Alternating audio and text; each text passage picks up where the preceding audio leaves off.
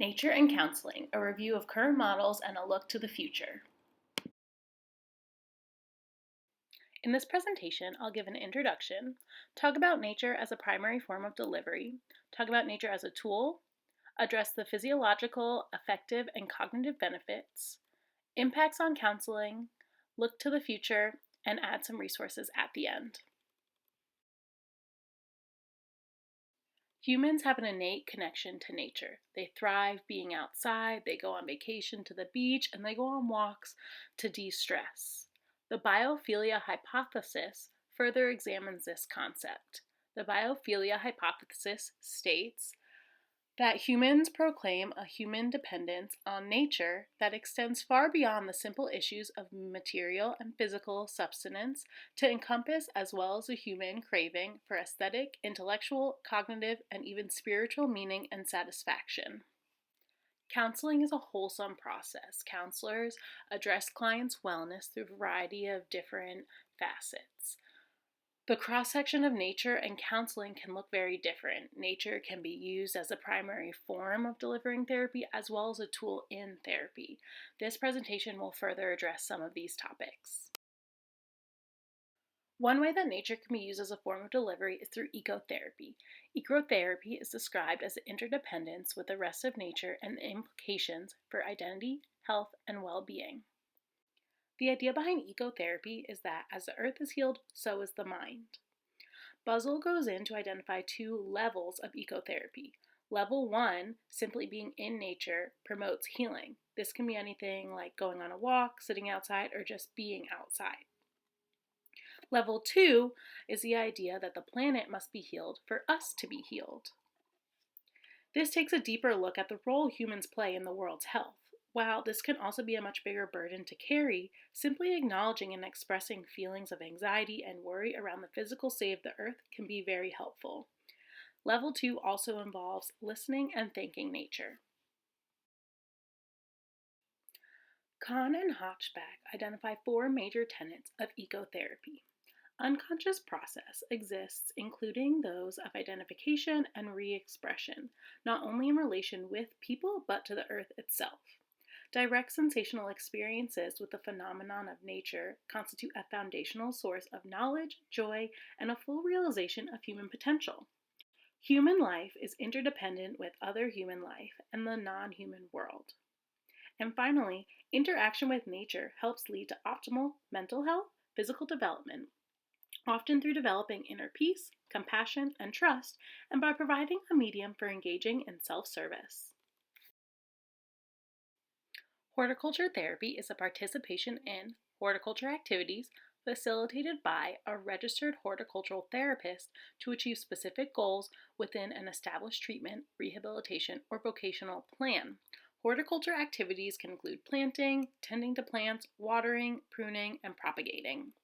When approached from Buzzell's ecotherapy mindset, this would also include an intentionality around plants chosen and specifically choosing native plants. Finally, horticulture has been seen very useful in use with veterans. Trusting in the therapeutic process and alliance can be very difficult for veterans, as seeking mental health support is often stigmatized. Horticulture therapy provides them with a structured task that allows them to build trust slowly and help foster that relationship. The last form of delivery we're going to discuss is wilderness therapy. Wilderness therapy, adventure therapy, and outdoor therapy differ in their own ways, but in general, they involve immersing oneself in nature. Typically, they are done in groups, and participants take part in recreational activities such as kayaking, hiking, or rock climbing. Nature can also be used as a tool alongside other models of therapy.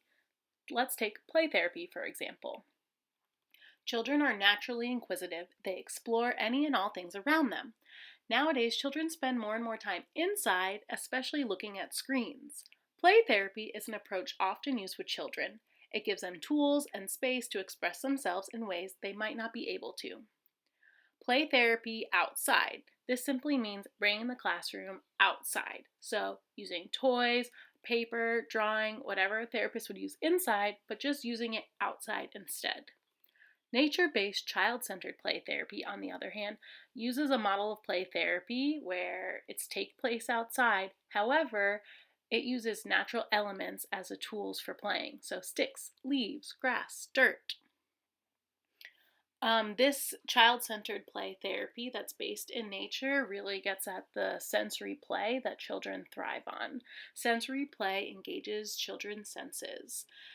Something that can be taught through sensory play is grounding exercises.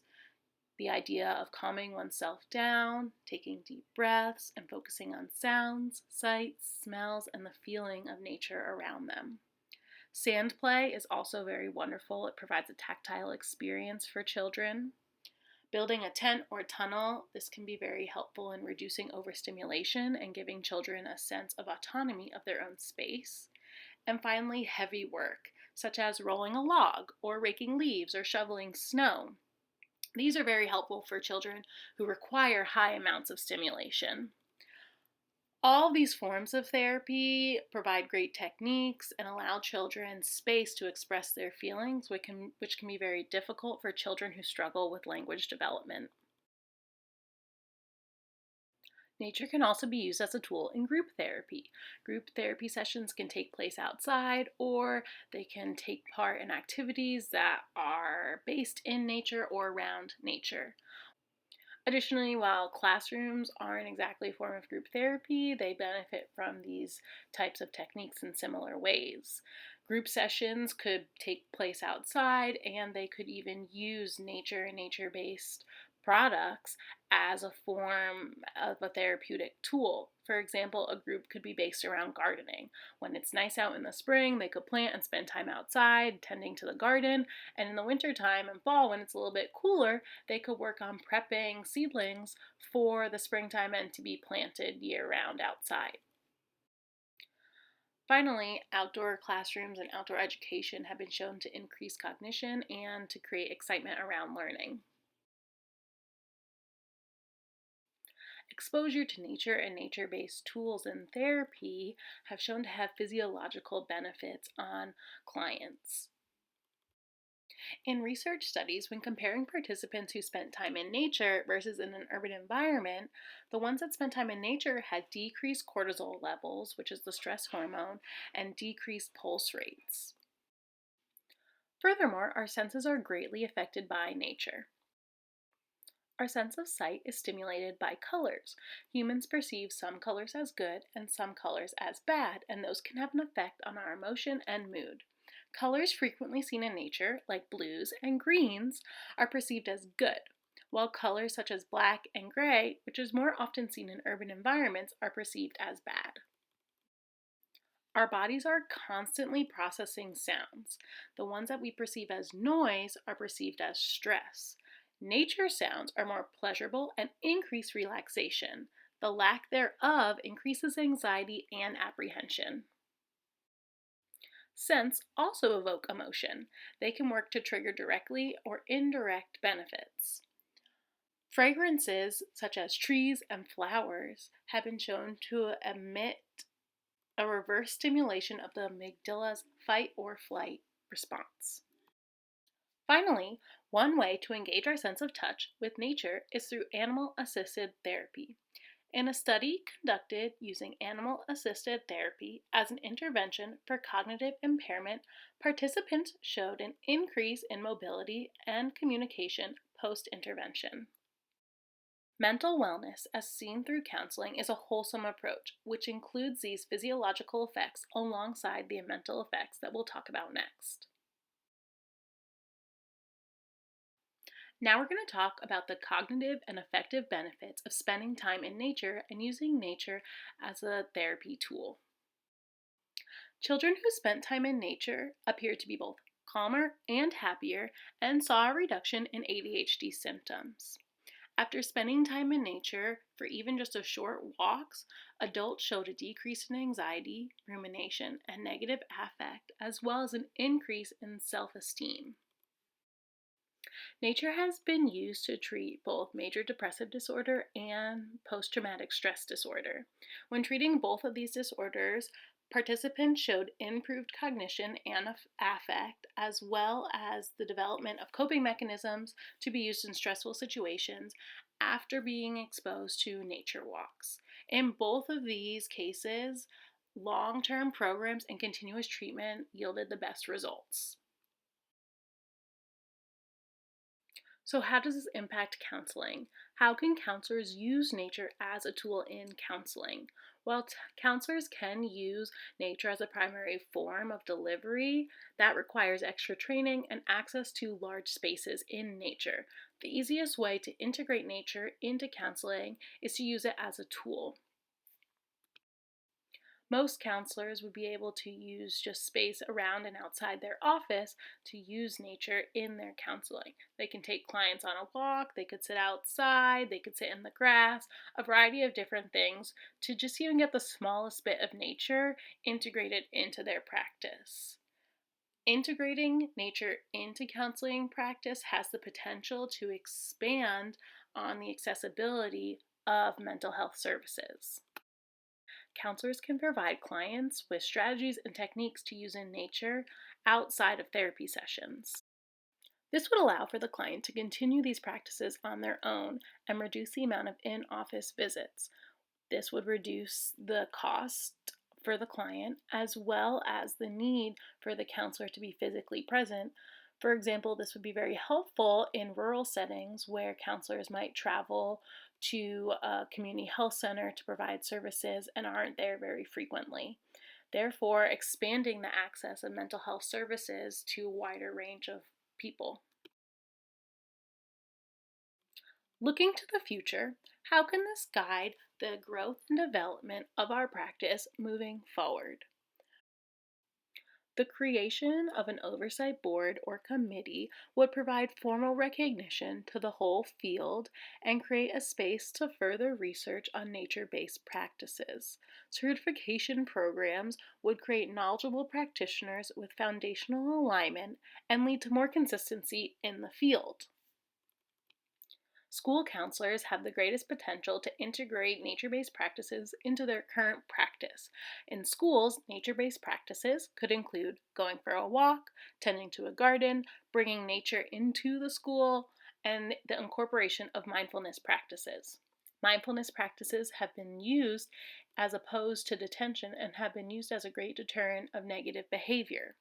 Additionally, the use of these type of techniques, such as a garden, encourages participation from various stakeholders, such as community members or parents.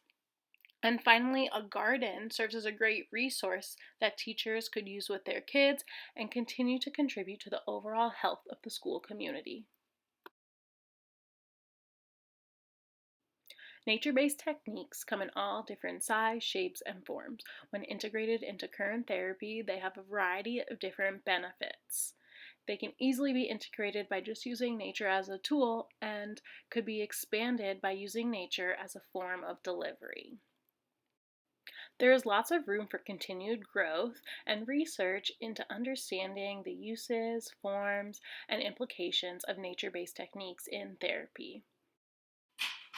While research has been done in these areas, it's only scratched the surface, so continued research would only further illuminate this information. Further research could include how can nature affect different diagnoses, what are the effects of specific types of nature-based interventions, and what are the effects of nature exposure with and without sunlight. Finally, I provided some resources regarding nature-based techniques. NOLS, National Outdoor Leadership School, provides immersive experiences in nature where participants can develop their leadership skills and experience different recreational activities. Prescott College offers certificates in both adventure and nature based counseling, and certificates in eco psychology are available at other institutions as well. Thank you so much for watching my presentation. I hope you enjoyed it and learned a few things. The last few slides include all my references. Thank you.